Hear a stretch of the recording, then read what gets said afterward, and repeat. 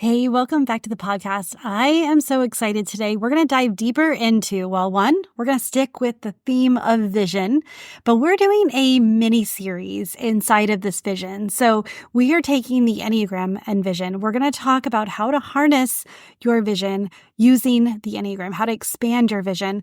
And we're getting closer and closer to the Vision Lab. I hope you're getting as excited as I am.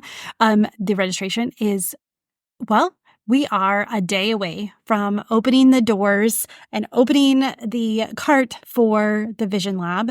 Also, remember there is a BOGO option. So on the registration page, if you want to invite your friend as you are signing up for the Vision Lab, you can also put your guest information there. But without further ado, let's dive in to the Enneagram GUT TRIAD. Let's do this. Hey, and welcome to the Full Weight of Joy podcast, the podcast for women who are done stressing about the weight of the world, of expectations and settling for status quo, and ready to step into the full weight of joy. Joy in the journey, whether up or down, joy through the life's challenges, and joy in loving your life right where you are, even though sometimes we feel like chucking it all and moving to Bali. It's for women who are ready to step into who God called them to be. He chose you to be in this world. He created you for a specific purpose. God called us to be the light on a hill, and by embracing who you are and whose you are, you can stand on that hill and shine. The best part, when you're standing next to another woman who's also on the journey, the world gets brighter. My name is Tammy. I am your host and a master certified life coach and a trained therapist. For over a decade, I've been helping women do just that. Step into who they're called to be and shine. Are you ready, friend, to start your journey? Let's do this. Hey, welcome back to the podcast. We are diving in. I hope that you listened to the podcast, the last podcast, the one that dropped on Monday about the Enneagram and vision. Because today we're going to start a series. I'm going to do this in 3 parts because there's 3 instincts. But listen to each of them because there's a little bit, one of the amazing things about the Enneagram is like you learn your number and it helps you to go deeper on what your natural tendencies are. And then when you understand how, especially with the triads, to bring in the gut instinct, like if you are a heart and you bring in the heart, the gut and the head, it makes for a fuller decision-making process. It makes for a fuller experience. It allows your body to, it brings in, like if say you are in the gut triad, which is what we're going to talk about, what we're going to dive into today. But by being in the gut triad, you have that like instinct about you, that like visceral instinct that this is the way to go. Well, for the heart and the head type, you may not be used to listening to that gut instinct. You still have it. It's just, second or third string. And so by understanding the Enneagram and by listening to yours and understanding you, and then expanding to the other triads, it's like you are allowing the second and third string to be part of the conversation. You're bringing them and you're developing them to be part of the first string. Like you're part of your main team. And so that's why I think it's so important that you may not dive in. You may not be as crazy as I am about diving into each of the numbers. Like you don't have to do that. But having an understanding of how they all work together and how you are more than your main number, your main type. You're actually, you do have all 9 of them within you. It's just which ones are quieted. Which ones are the loudest, and where do we go in strength, and where do we go in stress and our wings and all of that. I don't want your mind to be blown yet, but I just want to make it simple for you. So we're going to talk right now about the gut triad. Then the next podcast, this will probably be a Thursday. So next Monday we're going to talk about the heart triad, and then we're going to finish it up with the head triad. But again, listen to all of them because there's going to be something for you in there as well. Because when it comes to creating an expanded, a clear and detailed vision, we don't want it to be one note.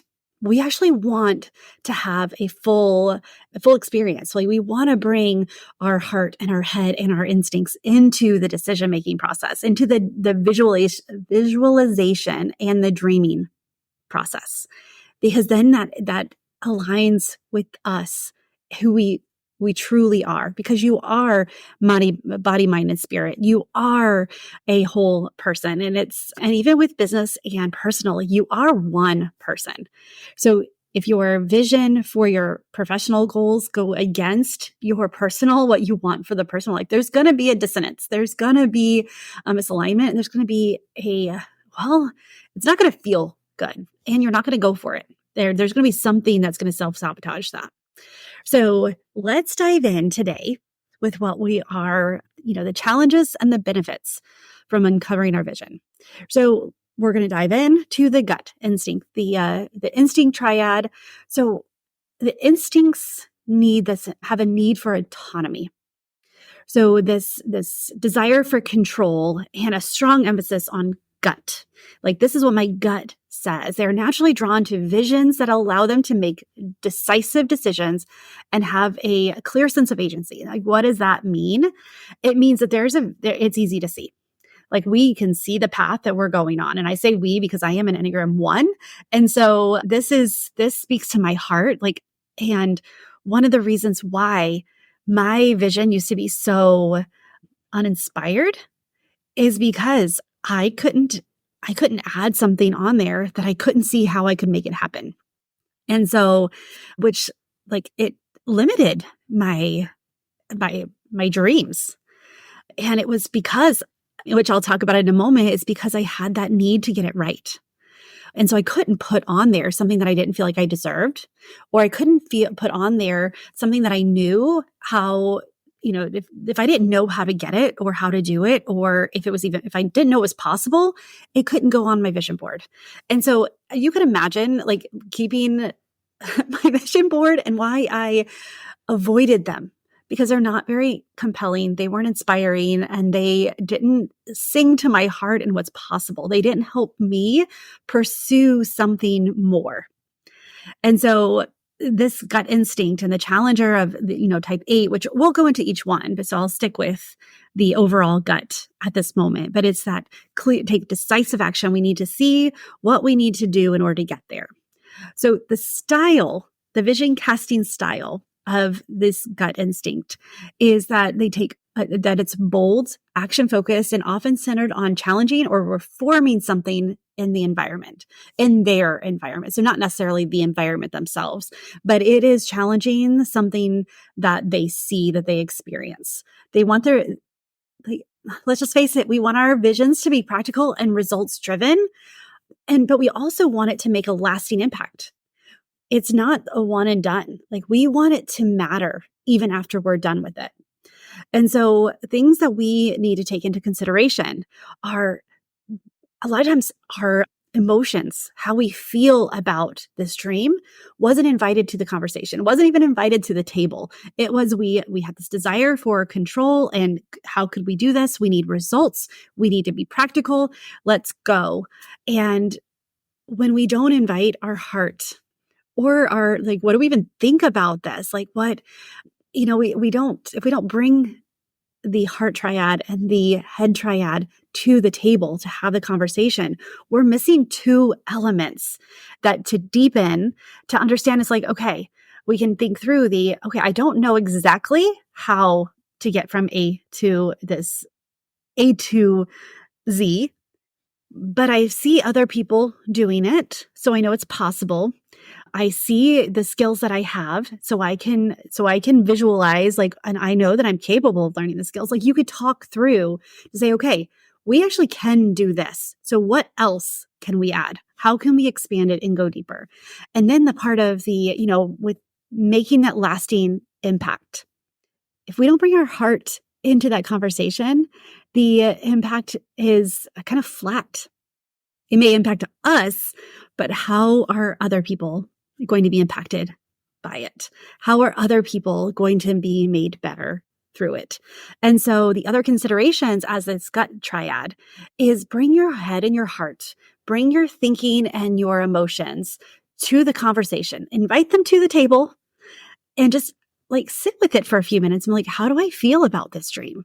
Does it excite me? Does it scare me? Because let's face it, if it doesn't scare us a little bit, and there's a chemical, the chemical that brings fear, also is the same neurochemical for excitement. So one of the terms that my coach friends and we use is scare-sighted, because it scares us, but it also excites us. And so that's where we look at how do we feel? Are we scare-sighted? Are we scared about that? Like it's out of our comfort zone, but excited because of what it could mean. And so by bringing these two other considerations, by bringing these two triads to the gut table, then we're able to like expand a little bit more. And though that we can still focus on the bold, action focused and challenging and reforming visions and goals, now we can bring in and we can add words that compel us and that inspire us as well. We can bring in tools and different things. We start to see a bigger picture. So now we're going to dive in to like each of the numbers, because each of them have their own challenges and their own benefits. And I want you to see how dynamic these can be. And and I'm going to talk about like 3 challenges for each. And so you may have one of them, you may have all 3, but I want you to sit with it and ask yourself. And if you don't know your number, that's fine. Listen to them. And if there's a challenge that relates to you, as I read them, there's several of the challenges that relate to me as an Enneagram 1, even in the heart or head triads as well. So not just the gut triad. But here we go. Type 8, the challenger. So type 8's tendency to control, like these are our challengers, right? These are the ones who control to avoid being controlled. And so they look at things based on how can I make sure that my environment matches what I want. So their tendency to control may cause them to take on too much or overlook collaboration. Their need for having their pulse, having their hand on every step may mean that they don't look for what's possible with other people, or they may too much and put too much emphasis on other people. Also, the fear of vulnerability might prevent them from sharing a vision that feels personally meaningful. There's a lot of vulnerability that comes from sharing your dreams, sharing your vision, sharing your heart, sharing your God dream. Like that is hit because there's something real and raw about them. And this is one reason why with this Vision Lab coming up, I want you to bring somebody this is why I'm giving you a BOGO for the lab. Like this is why for the first 30 people, when you sign up, you also get to bring a +1, because there's something happens when we are vulnerable and real and we speak our heart in a meaningful way. We speak our heart and things start to move around us when we speak it out. And so, this fear of vulnerability might prevent them from sharing what feels too meaningful. And if you don't share it, you don't get it out of your brain, it doesn't actually materialize. And so that's one of the challenges. And then the final challenge we'll talk about is the desire to act quickly can lead to impulsive decisions, neglecting long-term vision planning. So a lot of times our challengers are so focused on what's here and now. And we want, actionable. We want to go for it. And I want to start it and I want to complete it. So that long-term vision planning, that long-term views, and we don't see how this is even possible, but God, those things tend to challenge an 8. And so by giving yourself the space to sit in that and think about it, okay, what is my heart saying that I know is scary because I don't see the way? And so those are the kind of the big challenges that I discovered when I was, going through the 8s. Now let's talk about the flip side of, as a type 8, what are some of the benefits with vision casting? What are some of the things that people can see and are like in awe? of how you can do this and how can you grasp this, like focus on your benefits while addressing your challenges. Like this is yin and yang. This is two sides of the same coin. And so the first benefit is confidence and courage, enabling you to pursue visions without hesitation. Man, if I could do things without hesitation, I would get so much more done. And so the courage that, and I see this in my son too, is when he has something and makes up his mind, he just goes for it. And I love it because he doesn't take like the what ifs into consideration. He knows the parts that he can do and he just does it. The flip side of that is when he hits adversity, then because he's young and doesn't have the experience, he's like, I'm out. And I'm trying to like push through it, keep going through the resistance, keep through it, going through the first no and the first fall, like get back up and keep going. But this confidence and courage enabling you to pursue your ambitious visions without hesitation is going to be a benefit for you. So the next is resilience and strength that help you overcome obstacles and persevere in your vision. We all know there's going to be obstacles. We know there's going to be roadblocks, detours. We know that things are not going to fall in line as we envision. But your resilience and strength can help you push through this. It also can encourage others to as well. We can watch how you handle this and we can take note and we can say, okay, if they can do it, we can too. So this benefit that you have really is inspiring and encouraging to the rest of us as well. And so the last benefit that I'm going to talk about, there's a lot more challenges, there's a lot more benefits. And also, if you hear a challenge or a benefit that I didn't mention, like let me know because I would love to add more to this. I'd love to have a bigger picture and I'd love to keep learning. So just like if there's something that you want to add, please let me know.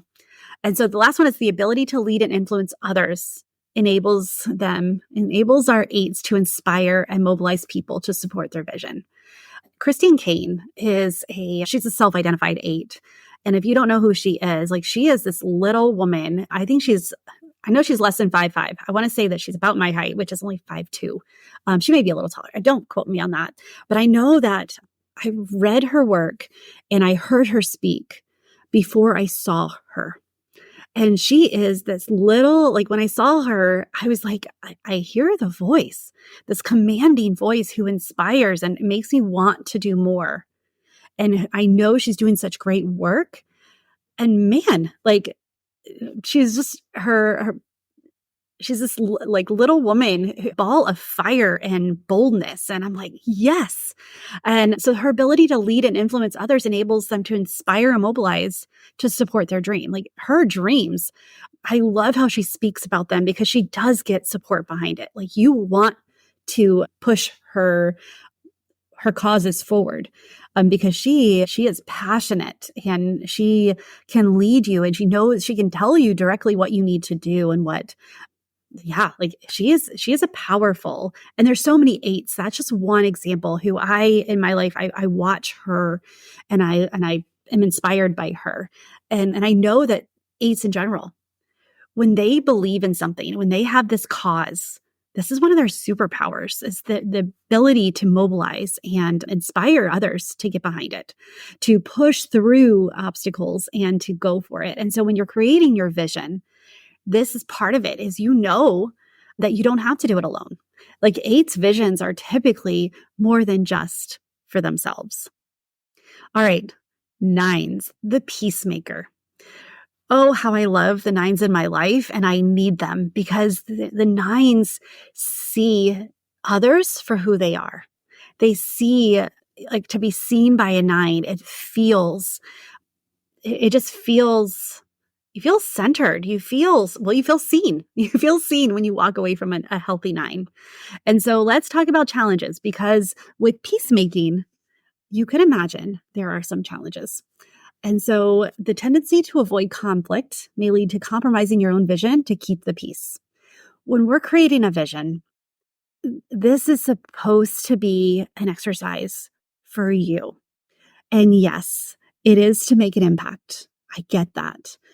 But if you limit your vision because of what other people are saying or what other people may think, or if you want to put something that's a little controversial or something that goes against like what people think you are.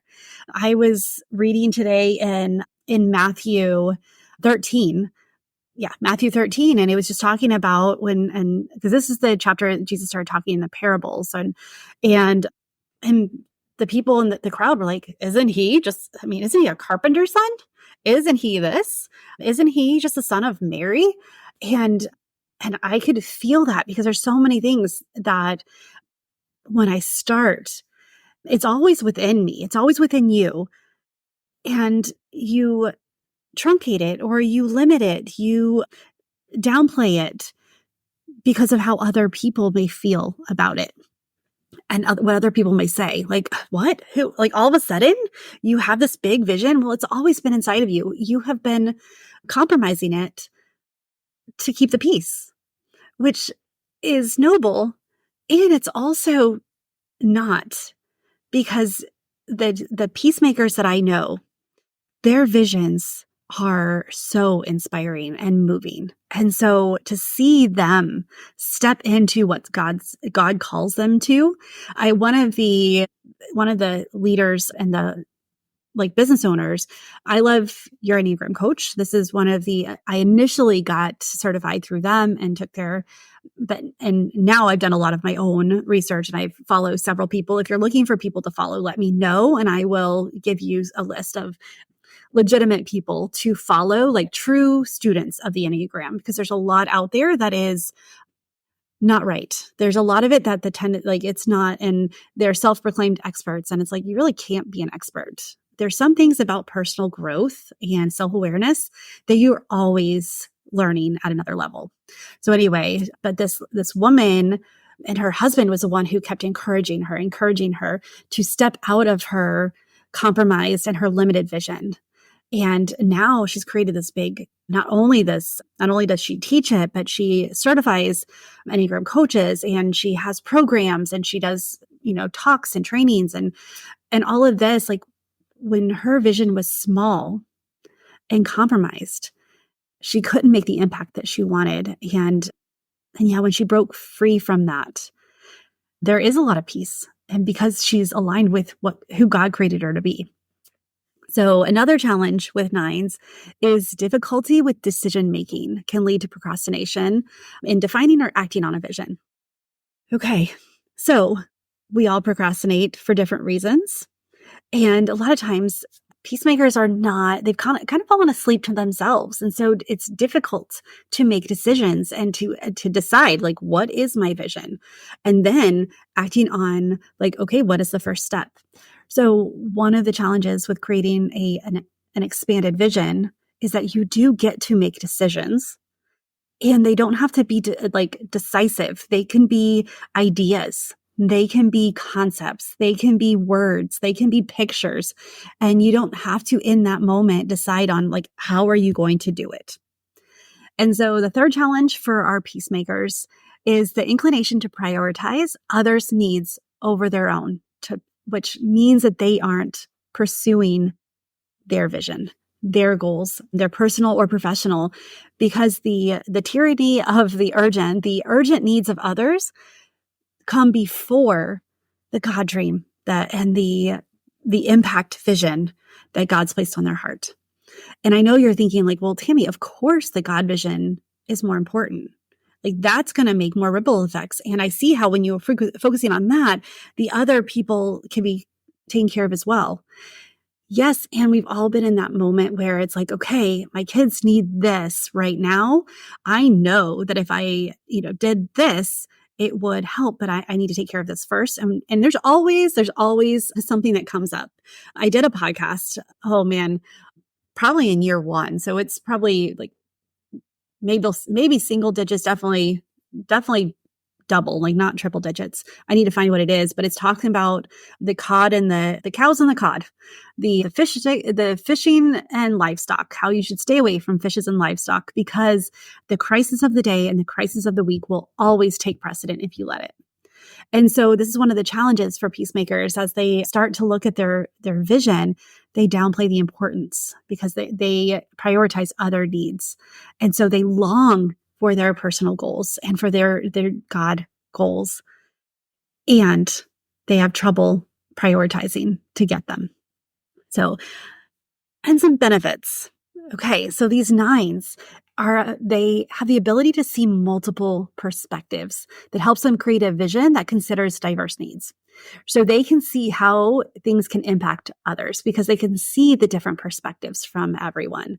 They have a natural harmony seeking that allows them to build consensus and bring people together around a vision. So, an 8 and 9 partnering with a vision, they can, build a consensus and build a culture around it. And then the eights can lead and influence and inspire people to act. Like you can see how all of a sudden especially a common vision, like if you have a team, there needs to be a common vision, a common goal for your team that you can all get around. And each person has their own role in it.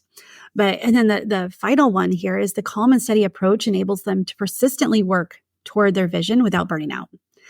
A healthy 9 who can work step by step by step and work persistently toward their vision is such a sight to see. And typically they need people in their lives to say, hey, take care of your needs. I'll take care of this while you're working. So they need the support and someone to encourage them to keep going.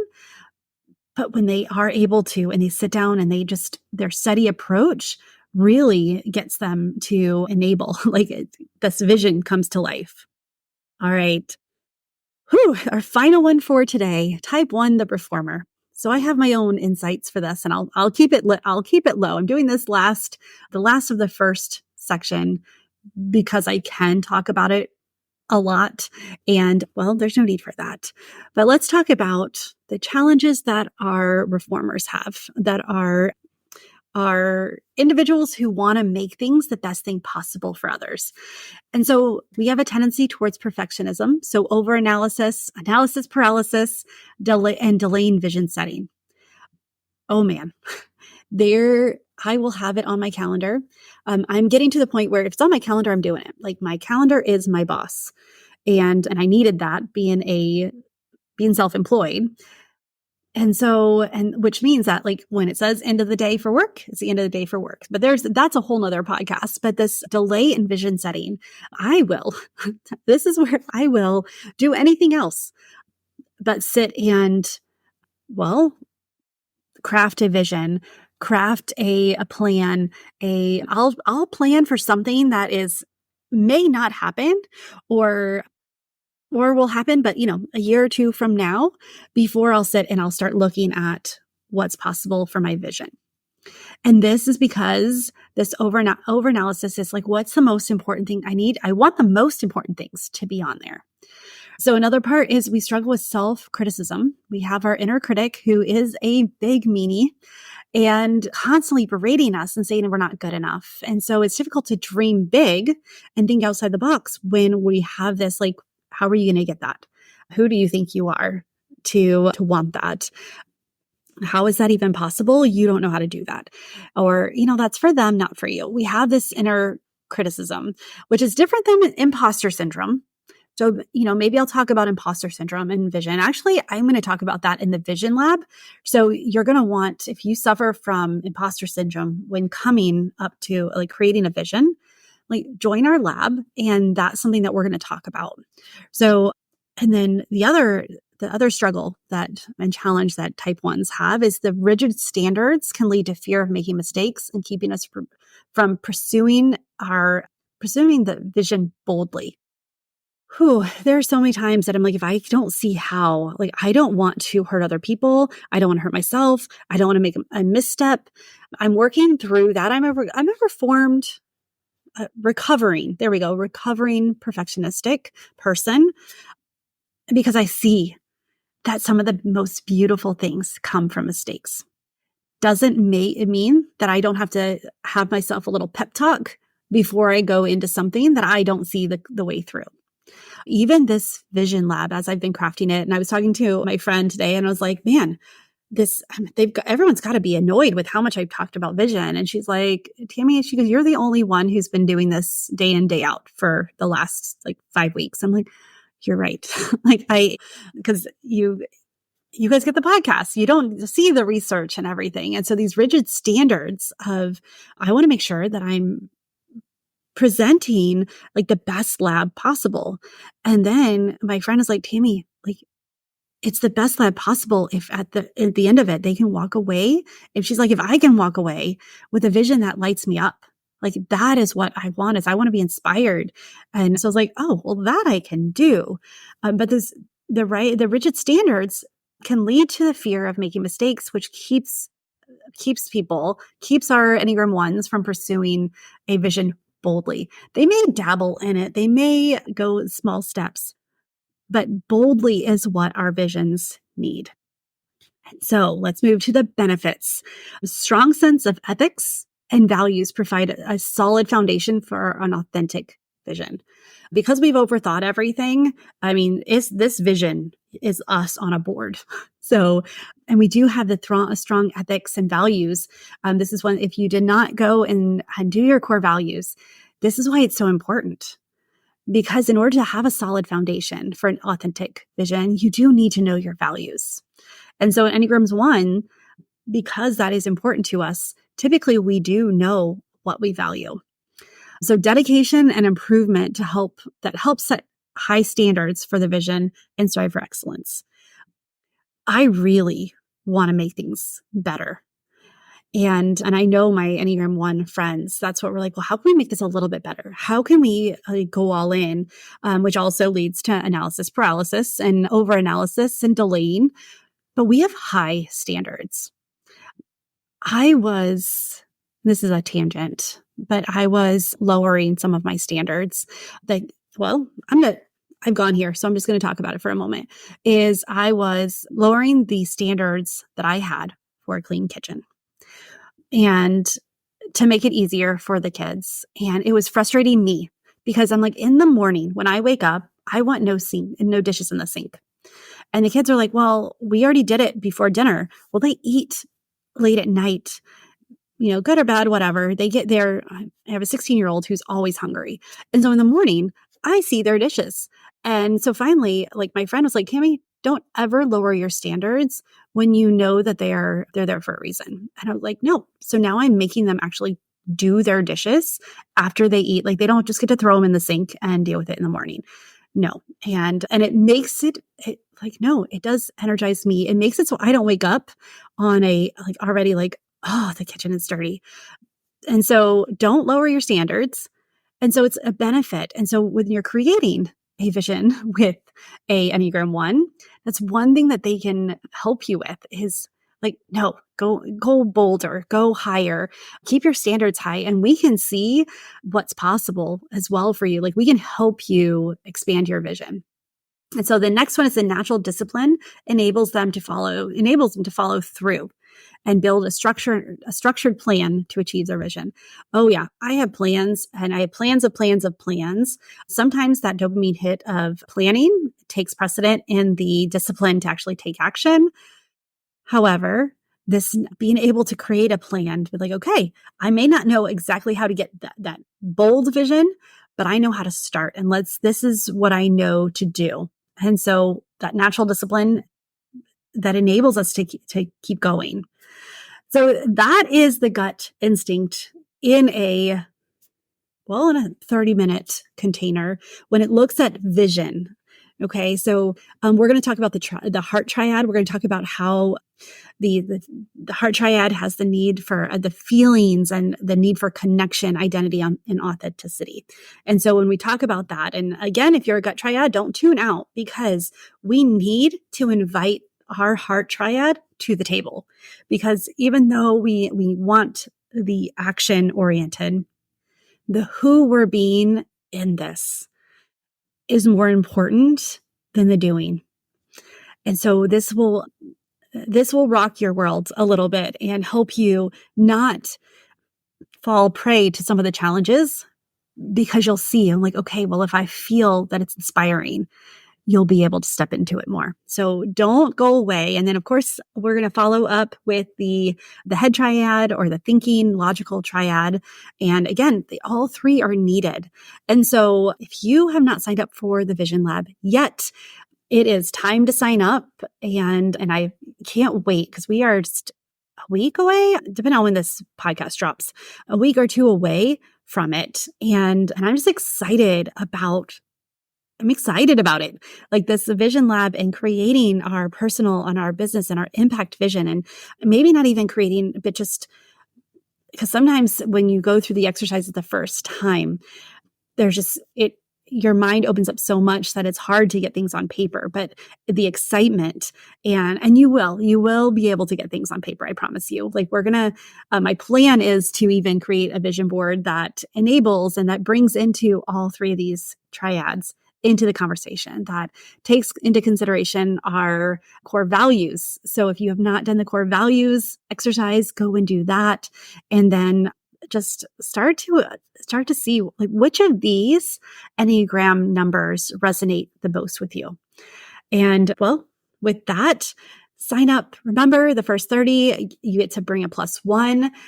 You'll fill it out. You'll go to the invoice page, and then on the confirmation page. That's my goal. I'm working right now to get that created, but you'll have a place where you can put the name, email, and phone number of your +1 so that you can get a ticket to, they can get the link and all of the information for the Vision Lab.